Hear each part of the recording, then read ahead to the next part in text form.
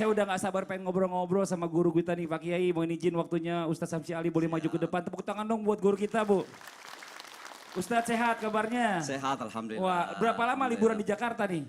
Ini Di Indonesia? sekitar 12-14 hari. 12-14 hari, kembali lagi ke Amerika. Kembali lagi tanggal 16-17 mendatang. Wih, Masya Allah. Sudah jadi warga Amerika, Ki? Jadi warga negara? Saya ini warga negara Indonesia asli. Oh, Indonesia. Paspornya masih paspor Indonesia. Oh Allah Akbar. Ustadz, bisa sedikit cerita kesan-kesan bicara masalah tentang berdakwah di negeri Paman Syam yang boleh dibilang minoritas umat muslimnya, Ustadz? Bismillahirrahmanirrahim. Alhamdulillah, salatu wassalamu ala Rasulillah. Tentu pertama kali yang ingin saya sampaikan bahwa dakwah itu saya istilahkan salvation. Masya Allah. Salvation artinya menyelamatkan, penyelamatan. Kenapa penyelamatan? Dunia kita sekarang ini berada di ambang kehancurannya. Berdakwah itu bukan sekedar mengajak orang sholat. Berdakwah itu bukan sekedar orang mengajak orang zakat. Tapi berdakwah sungguhnya sekarang ini adalah menyelamatkan dunia kita. Masya Allah. Perhatikan peperangan-peperangan yang terjadi. Perhatikan penyelewengan amoral yang terjadi di mana-mana. Homoseksual, kemudian saya terkejut di Indonesia kemarin tiba-tiba ada sebuah tesis yang mengatakan bahwa hubungan seksual di luar nikah itu memungkinkan. Ini adalah amoral yang sedang dikembangkan. Dan bagi kita yang bertanggung jawab untuk menyelamatkan. Maka kami melakukan dakwah ini bukan sekedar menambah pengikut. Orang Islam itu ada 1,7 miliar. Insya Allah surga kita udah rame. Amin. Tapi yang menjadi masalah kita ingin menyelamatkan dunia ini. Nah, oleh karenanya kita perlu mencari metode yang tepat. Nah, metode yang tepat adalah berdakwah itu bukan sekadar ceramah. Ceramah sih bisa semua, banyak orang yang bisa. Kita bisa berapi-api dengan retorika yang tinggi.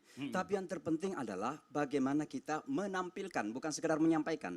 Tapi menampilkan Islam ini. Masya Allah. Makanya yang namanya keteladanan di dalam berdakwah itu sangat penting. Masya Allah. Maka dunia mengharapkan keteladanan umat Islam sekarang. Amin. Ustadz, saya mau dapat bocoran sedikit dong nih. Saya dengar Ustadz katanya lagi bangun pesantren pertama di Amerika. Boleh sedikit cerita nggak Ustadz sama kita nih? Ya, jadi begini, Indonesia ini kan negara kebanggaan kita, negara kita tercinta yang begitu indah, yang begitu besar, begitu hebat.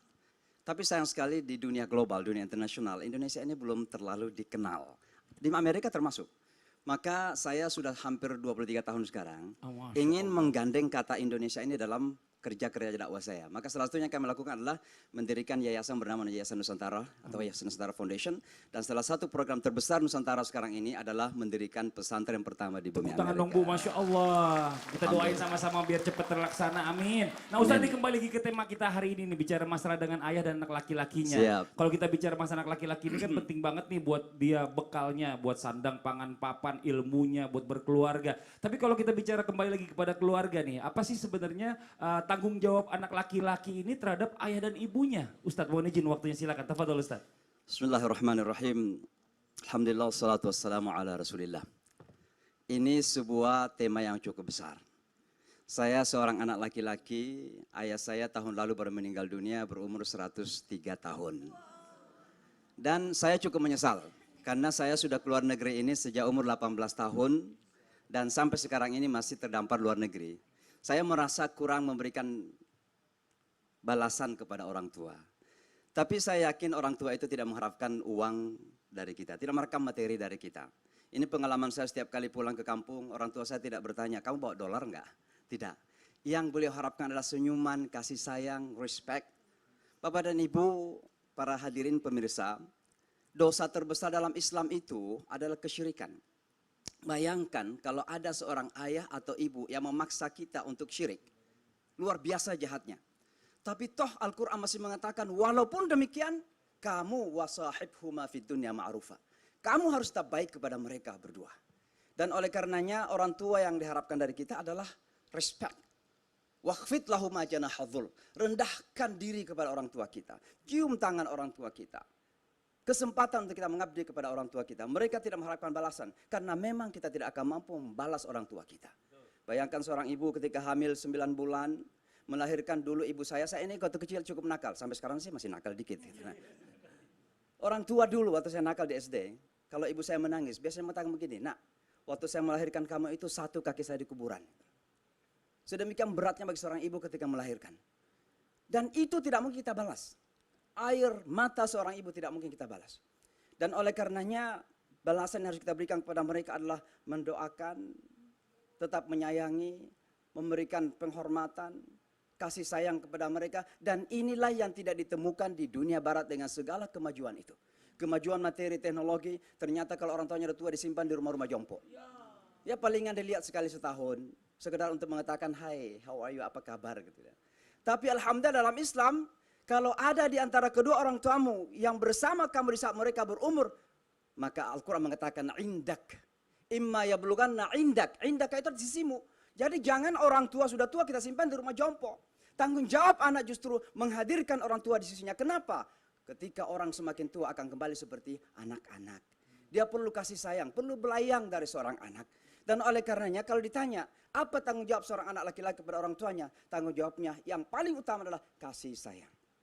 Cinta, perhatian, penghormatan, dengarkan. Mendengarkan bukan berarti mengikuti segala yang disampaikan oleh orang tua kita. Sebab Al-Quran mengatakan kalau dipaksa melakukan kesyirikan, jangan.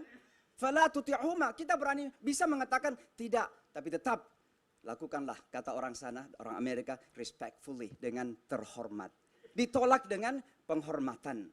Bukan menyakitkan. Sebab jangan sampai menyakitkan hati orang tua. Doa ibu khususnya, maaf bapak dan ibu itu terdengarkan. Saya masih ingat ketika dulu ibu saya katakan tadi nakal ya. Dan saya masih ingat suatu ketika saya pulang dari sekolah berkelahi, tangan saya ini patah. Ibu saya menangis. Lalu beliau mengatakan, mudah-mudahan suatu saat kamu berubah. Ibu saya pun tidak mengatakan mudah-mudahan suatu saat Allah merubah kamu. Mudah-mudahan suatu saat kamu berubah. Sampai detik ini masih terngiang di telinga saya. Jangan-jangan inilah kata-kata ibu saya dulu yang dengar oleh Allah Subhanahu wa ta'ala. Dan akhirnya begitu tamat di SD, orang kampung saya nggak tahu itu pesantren. Tiba-tiba saya lempar ke pesantren. Yang saya istilahkan penjara suci ketika itu. Alhamdulillah ternyata itu proses dari pengabulan doa seorang ibu. Maka anak laki-laki dan juga anak perempuan dengarkan baik-baik. Jika ayah dan ibu masih hidup, maka lakukanlah pengabdian kepada mereka. Jangan sampai menyesal.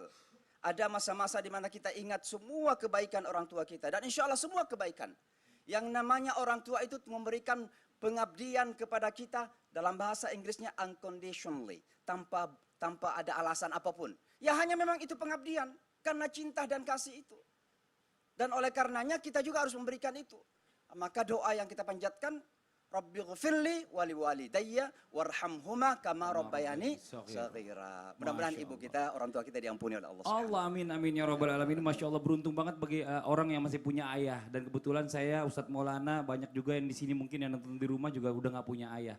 Jadi maksimalkan ya waktu kualitasnya kepada orang tua kita ini Masya Allah. Jadi tanggung jawabnya sangat besar ya Ustadz ya. Sangat besar sekali. Masya Allah. Jazakallah khair. Makasih Allah banyak jazik ilmunya. khair. Ya Allah nanti kita lanjutkan lagi. Tepuk tangan sekali lagi dong buat guru kita Ustadz Samsi Ali. Makasih banyak Ustadz.